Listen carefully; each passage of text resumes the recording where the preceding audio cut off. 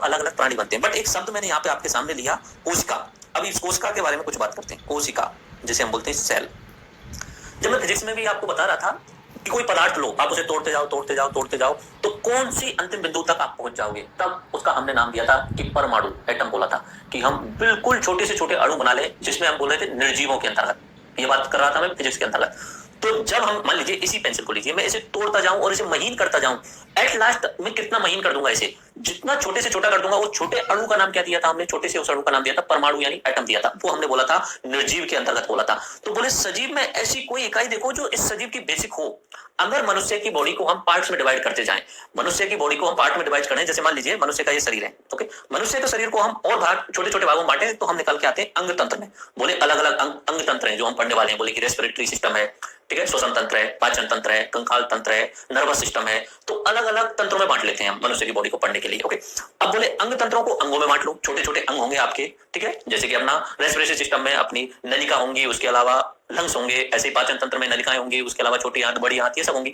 तो अंग तंत्रों को हमने अंगों के अंदर बांट लिया, ऑर्गन्स के अंदर बांट लिया। अब जब इन ऑर्गन्स से भी छोटे लेवल पे जाते हैं तब निकल के आते हैं ऊतक, और इन ऊतकों से भी छोटे लेवल पे जाते हैं तब निकल के आती है कोशिकाएं। जो काम मैं आपको निर्जीव के लिए कर रहा था और निर्जीव में जब लास्ट पे पहुंचा रहा था तब परमाणु पर पहुंचा रहा था, एटम पे पहुंचा रहा था, वही काम मैं जब सजीव में कर रहा हूं तो मैं लास्ट में कहां पहुंचा रहा हूं, आपको कोशिका पे पहुंचा रहा हूं। ऐसी छोटी से छोटी इकाई जिसमें जीवन संभव है, जिसे हम कोशिका कहते हैं। अन्य परिभाषा के रूप में बोलेंगे शरीर की संरचनात्मक एवं क्रियात्मक इकाई कोशिका कहलाती है। कौन सी मिनिमम बिंदु होगा जहां पे जीवन संभव है, वो कौन सा है, कोशिका। और जब मैं कहानी बता रहा था ब्रह्मांड की, तब मैंने चिनोप साक्ष्य नाम बोला था, carbon, hydrogen, oxygen, phosphorus, sulphur, इन सब ने मिलकर पहली कोशिका बनाई थी। और वो कोशिका ही हमारी, जिस समय वो कोशिका बनी होगी अरबों साल पहले, वो हमारी पूर्वज रही होगी, वो पानी के अंदर थी। तो जीवन की शुरुआत जो होती है वो पानी के अंदर मानी जाती है। आगे बात समझ में। अगर जब हम निर्जीव की बात करते हैं और उसमें छोटे से छोटे पॉइंट पे जाते हैं तब एटम पे पहुंच जाते हैं, और जब हम सजीव की बात करते हैं और सबसे छोटी सजीव इकाई की पहुंचते हैं तो उसे हम बोलते हैं सेल यानी कोशिका, ओके। तो कोशिका एक इंपॉर्टेंट चैप्टर होता है हमारे इस बायोलॉजी के अंतर्गत, में भी हम पहले लेक्चर्स के रूप में उसे ही देखेंगे, ठीक है। तो हम बात करते हैं कि ये अपना ह्यूमन बॉडी। अब उल्टा इसी कहानी को मैं पूरा बताऊं, उल्टा कैसे बताते हैं, कोशिका, ठीक है, सबसे छोटी से छोटी क्या हुई, कोशिका। ये कोशिकाएं अगर मिल जाती हैं तो बनता है ऊतक, ठीक है, ऊतक अगर मिल जाते हैं तो बन जाते हैं अंग, और अंग अगर मिल जाते हैं तो बन जाता है अंग तंत्र, और अंग तंत्र अगर मिल जाते हैं तो बन जाता है शरीर, बॉडी या काय। ये सिस्टम जो है वो निकल के आ जाता है, cell, tissue, organ system and body, शरीर, ये निकल के आ जाता है। अब यहां से हम डिजाइन करेंगे अपने इस लेक्चर सीरीज को कि हम कैसे कैसे टॉपिक्स को आगे कवर करेंगे।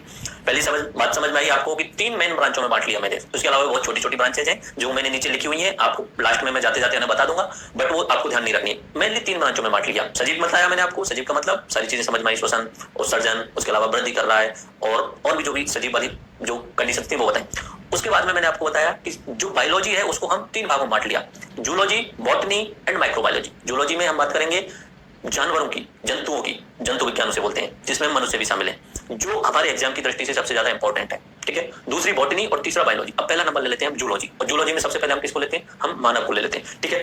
तो मानव में मैंने बेसिक चीज क्या बताई, सेल बताई, सेल से मिलकर ऊतक बने, उसके बाद में अंग, और उसके बाद में अंग तंत्र। तो हम मनुष्य को अंग तंत्रों से पढ़ेंगे। जो भी जैसे बॉडी है, बॉडी को छोटे रूप में ले जाए तो अंग तंत्र के रूप में ले जाते हैं, लास्ट में जाके होती है कोशिका, बट हम अंग तंत्र के रूप में लेते हैं। देखिए हम खाना खाते हैं, खाना खा के उसका पाचन करते हैं, और पाचन का लास्ट में अगर कुछ अवशेष बच जाते हैं तो उनका उत्सर्जन कर देते हैं। तो ये पूरा एक अंगों का तंत्र है जिसे हम बोला जाता है पाचन तंत्र। तो हम उस पाचन तंत्र को पढ़ेंगे पूरा का पूरा। पाचन तंत्र इन द सेंस माउथ के बारे में जानेंगे, टीथ के बारे में जानेंगे, जो नीचे की साइड में नलिका जा रही है, ग्रास का नलिका, उसके बारे में जानेंगे। देन फिर जो अपना स्टोमक है उसके बारे में जानेंगे, छोटी आंत, बड़ी आंत, इन सब के बारे में जानेंगे, ठीक है। तो ये किसके अंतर्गत देखा जाएगा, अपना पाचन तंत्र के अंतर्गत। एक तंत्र पूरा हुआ, पाचन तंत्र, ये कंप्लीट हो जाएगा। फिर हम बात करेंगे सर्कुलेटरी सिस्टम, जिसे हम हिंदी में बोलते हैं परिसंचरण तंत्र। यानी हमारे शरीर में रुधिर, ब्लड जो है वो चारों तरफ सर्कुलेट होता रहता है, तो उसको सर्कुलेट करने का पूरा सिस्टम बना हुआ है, जिसके अंतर्गत हार्ट भी आता है, उसके अंतर्गत अपनी ब्लड वेसल्स भी आती हैं, और ब्लड तो उसका हिस्सा है ही।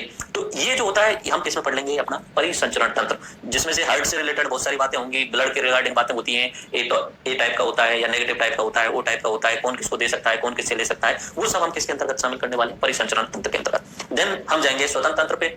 अपना श्वसन प्रक्रिया कैसे होती है, उसमें जो मोस्ट इंपॉर्टेंट ऑर्गन जो है वो लंग्स के बारे में हम बात करेंगे। फिर हम बात जाएंगे नेक्स्ट टॉपिक के रूप में नर्वस सिस्टम, तंत्र का तंत्र। हमारा पूरा शरीर जो है वो सिस्टमेटिक ढंग से जमा हुआ है और कंट्रोल है। कंट्रोल जो है वो नर्वस सिस्टम के कारण है। हमारे हाथ में अगर इस उंगली को ऐसे कर रहा हूं, इसका कहीं ना कहीं पूरा जुड़ाव जो है वो किसके थ्रू, माइंड से और नर्वस सिस्टम के थ्रू है।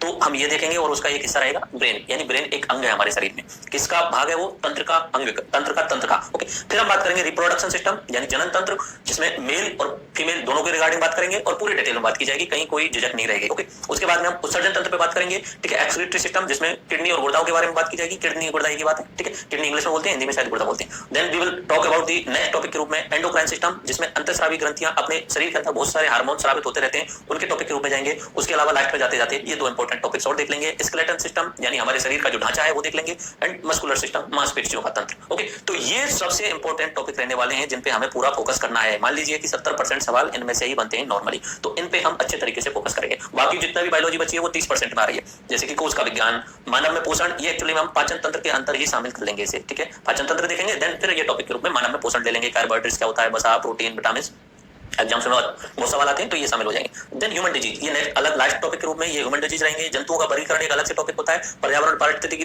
एक अलग टॉपिक होता है, और कुछ एक चीजें बच जाती हैं तो एक्स्ट्रा रहती है, बट इन पे ज्यादा फोकस नहीं करना है, इतना ज्यादा इंपॉर्टेंट नहीं है, क्योंकि पर्यावरण पारिस्थितिकी अपना पूरा एनवायरमेंट इकोलॉजी वाला एक पूरा सीरीज चलेगी, उसके अंतर्गत आ जाएगा। ह्यूमन रोग में जो है, ह्यूमन डिजीज जो है, उनमें से सवाल आते हैं तो इस पे फोकस करेंगे। मानव पोषण जो होगा पाचन तंत्र के अंतर्गत हो जाएगा, और पहले लेक्चर के रूप में मैं उसका विज्ञान से शुरू कर दूंगा ताकि आपको बेसिक चीजें पता चल जाएंगी। बाकी इतना तो समझ में आ गया कि मनुष्य के शरीर की सबसे छोटी इकाई जिसमें जीवन संभव है वो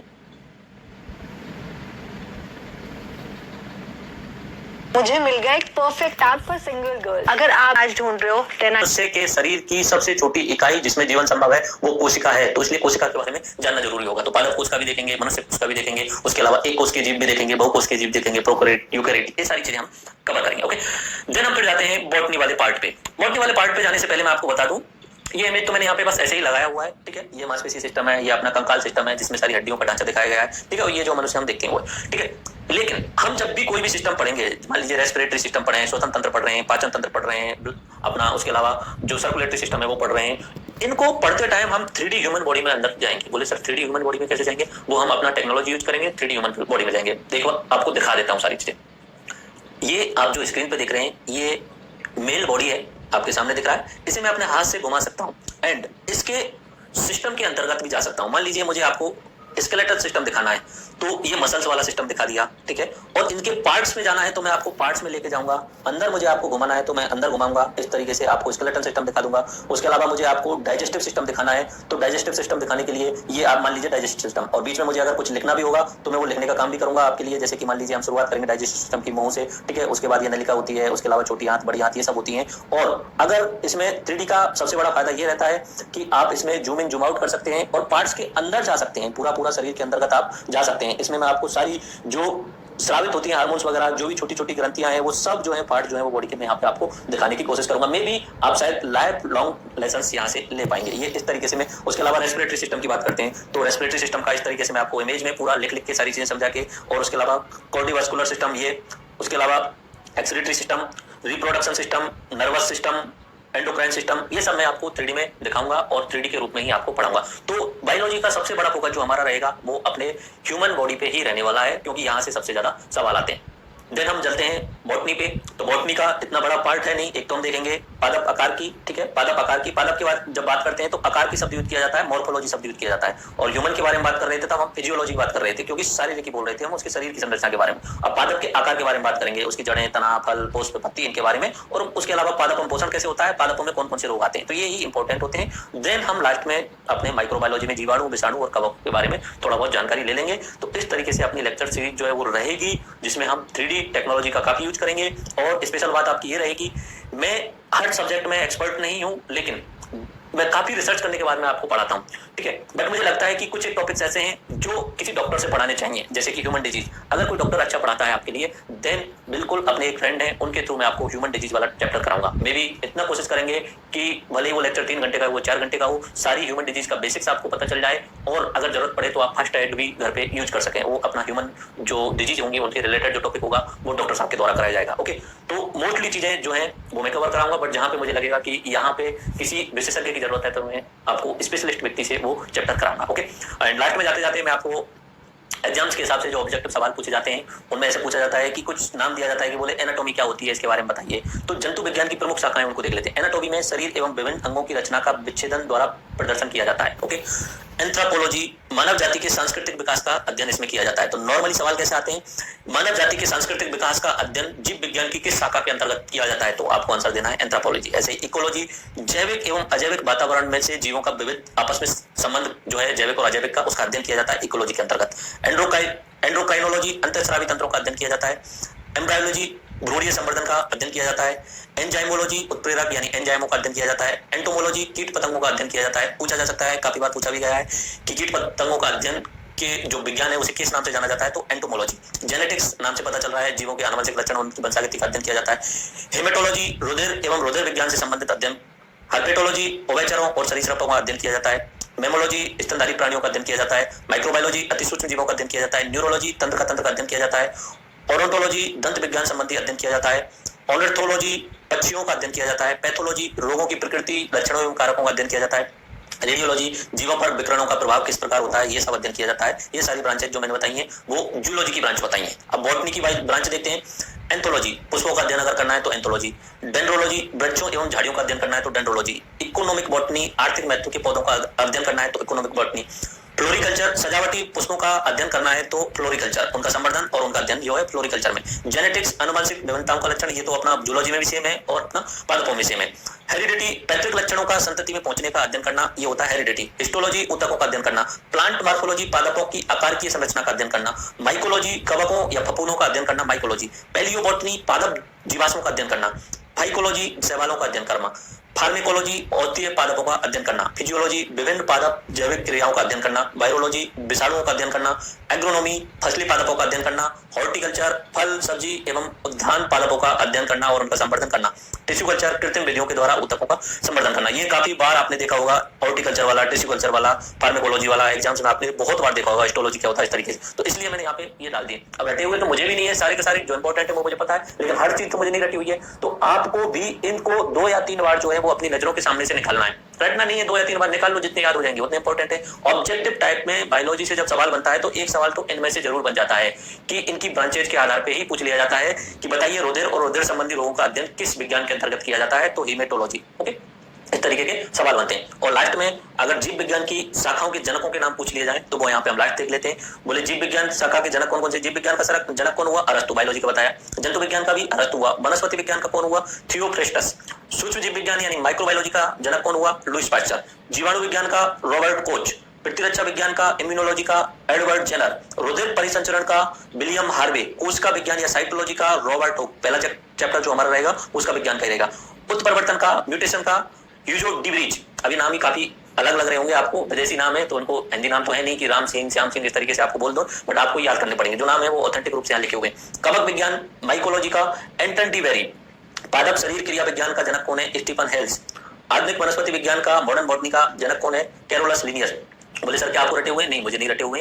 मैं बायोलॉजी का स्टूडेंट या डॉक्टर नहीं हूँ, मे भी डॉक्टर्स को भी नहीं रटे हुए होते, बट जिनका उस साइड में ही काम पड़ता रहता है, बॉटनी में काम पड़ता रहता है या स्पेशल जूलॉजी में, तो उनके ज्यादातर जनकों के उन्हें पता होता है। बट कुछ एक इंपॉर्टेंट जो होते हैं वो मुझे याद है और आपको भी याद करनी है। रुधिर वर्ग का कार्ल लैंडस्टीनर। वर्गीकी या वर्गीकरण विज्ञान का, टैक्सोनोमी का जो जनक है वो कैरोलस लिनियस। अंतःस्रावी विज्ञान, एंडोक्राइनोलॉजी का जनक है थॉमस एल्वा एडिसन। आनुवंशिकी का, जेनेटिक्स का जनक है ग्रेगर जॉन मेंडल्स। आधुनिक आनुवंशिकी का है टी.एच. मॉर्गन।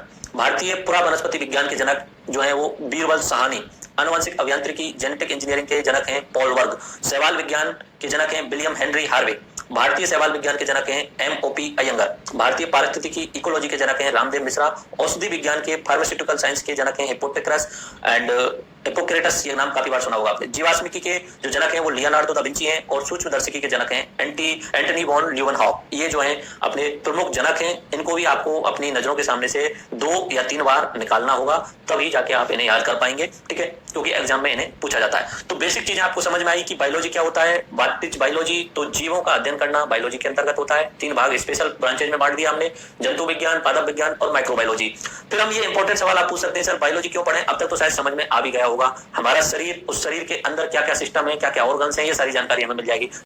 अगर त्वचा को हटा देते हैं हम तो मांसपेशी तंत्र निकल के आता है, मस्कुलर सिस्टम निकल के आता है, जो एक अपने आप में अलग से टॉपिक होगा, ठीक है, मस्कुलर सिस्टम वाला, मांसपेशी तंत्र वाला।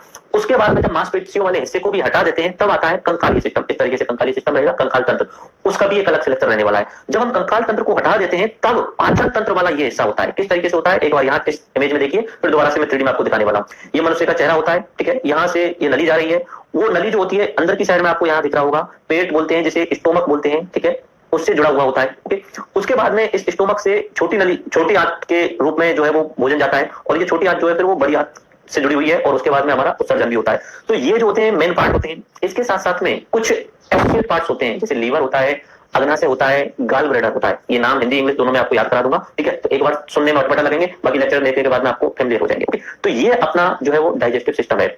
पहला सवाल जो हमने शुरुआत की थी कि भोजन में जटिल अणुओं को सरल अणुओं में परिवर्तन करने की प्रक्रिया को भोजन का पाचन कहते हैं।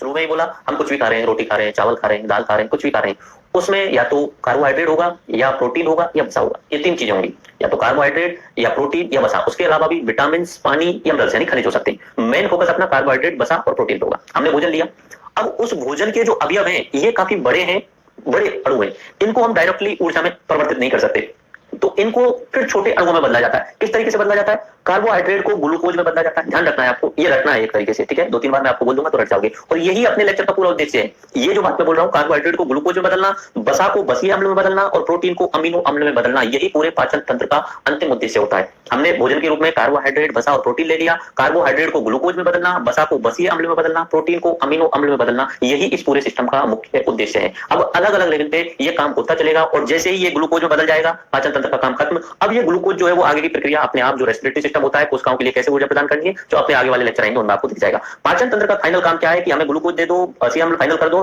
अमीनो अम्ल कर दो। मतलब इस साइड में भोजन ऐसा आएगा, बीच में पाचन तंत्र रहेगा, और पाचन तंत्र से ये निकल के आ जाएगा। ये बात समझ में आई होगी। इस प्रक्रिया को संपन्न करने वाले अंगों को पाचन तंत्र कहते हैं। जो ये काम कर रहे हैं, क्या काम कर रहे हैं, कार्बोहाइड्रेट्स को ग्लूकोज में बदल रहे हैं, वसा को बसीय अम्ल में बदल रहे हैं, प्रोटीन को अमीनो अम्ल में बदल रहे हैं, ये जो अंग है ये क्या कहला रहे हैं, अपने पाचन तंत्र कहलाते हैं। ओके, ये सारी चीजें मैंने आपको बताई कि भोजन के अवयव जो होते हैं कार्बोहाइड्रेट, वसा, प्रोटीन होते हैं। अब इसमें पाचन तंत्र मिलता है, पाचन तंत्र के अंग मिलते हैं, उनसे निकलने वाले एंजाइम, अम्ल मिलते हैं, और ये रासायनिक क्रिया करते हुए इन्हें सरल अणुओं में और घुलनशील अणुओं में परिवर्तित कर देते हैं। आगे बात समझ में, पाचन तंत्र समझ में आ गया, वो अंग जो ऐसा काम कर रहे हैं, और पाचन क्या हुआ, जटिल अणुओं को सरल अणुओं में परिवर्तित करना। आगे इसके साथ अब इस पाचन तंत्र को हम अध्ययन की दृष्टि से दो भागों में बांट लेते हैं। एक तो अंग जो इसमें भाग ले रहे हैं, दूसरा इनकी प्रक्रिया को तेज करने के लिए कुछ ग्रंथियों के द्वारा निकलने वाले एंजाइम्स होते हैं। कुछ ग्रंथियों से निकलने वाले एंजाइम होते हैं। ग्रंथि शब्द नहीं, तो हमारे शरीर के अंतर्गत बहुत सारे अंग ऐसे होते हैं जो एंजाइम या हार्मोन निकालते हैं, जो एंजाइम या हार्मोन निकालते हैं ताकि जो प्रोसेस हो रही है उसके अंतर्गत वाली वो तेज हो जाए। एंजाइम का नाम आपने सुना होगा, पहले भी सुना होगा। एंजाइम क्या करते हैं, जो प्रक्रिया चल रही है उसकी गति को तेज कर देते हैं, ये एंजाइम होते हैं। तो हमारे शरीर के पाचन तंत्र को दो भागों में बांटेंगे, आहार नाल और उससे जुड़ी हुई ग्रंथियां। आहार नाल की लंबाई जो होती है 8 से 10 मीटर की होती है, यानी अपने मुंह से लेके और गुदा तक, जो मैंने अभी बताया था, ग्रास नली, उसके बाद में मांस, उसके बाद में छोटी आंत, फिर बड़ी आंत, ठीक है। तो ये जो होता है 8 से 10 मीटर की लंबाई होती है, और मानव शरीर के आकार की तुलना में ये छोटी है, इसलिए ऐसा माना जाता है कि प्राचीन समय के मनुष्य कहीं मांसाहारी रहे होंगे। देखो ऐसा होता है, आहार नाल जितनी लंबी होती है, हमारी अनुमान निकाल के लाए हम 8 से 10 मीटर के आसपास होती है। ओके, बीच में लमसम होती है, फिक्स तो नहीं बोलेंगे, तो कुछ लोगों में 9 भी हो सकती है, थोड़ा बहुत आगे ज्यादा भी हो सकती है, ठीक है। तो 8 से 9 मीटर लंबी जो होती है वो आहार नाल होती है मनुष्य की। कंपैरिजन करता हूं मैं खरगोश से और उसके साथ साथ में शेर से। खरगोश की आहार नाल को जब निकालते हैं और शेर की आहार नाल को जब निकालते हैं तो दोनों की आहार नाल की लंबाई समान निकल के आती है, जबकि खरगोश इतना सा होता है और शेर उससे बहुत बड़ा होता है।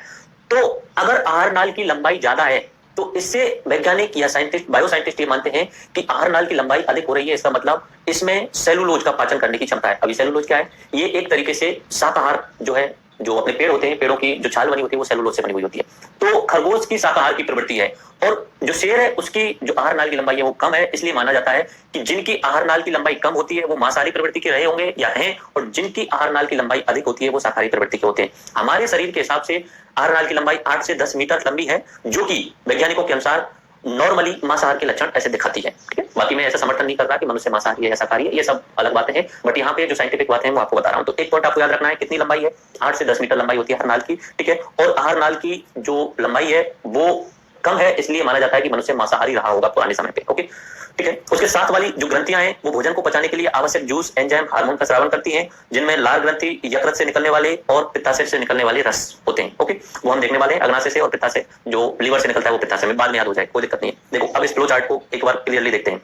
मानव पाचन तंत्र, एक साइड में मैंने बता दिया आहार नाल और उससे संबंधित ग्रंथियां तो लार ग्रंथि, अमाशय ग्रंथि, यकृत और अग्नाशय, ठीक है, पैंक्रियाटिक जूस जैसे बोलते हैं। थोड़ा सा शुरुआत में आपको ये नए शब्द लगेंगे, बट लेक्चर जाते जाते आपको ऐसा लगेगा कि हाँ भाई ये पैंक्रिया है। ओके, देखो शुरुआत होती है आहार नाल की मुख्य गुहा से, जहां से अपना मुंह शुरू हो रहा है, जिसमें जीभ होती है, तालु होती है, दांत होती है, ग्रसनी होती है। ग्रसनी अभी बता देता हूँ क्या होता है, ठीक है।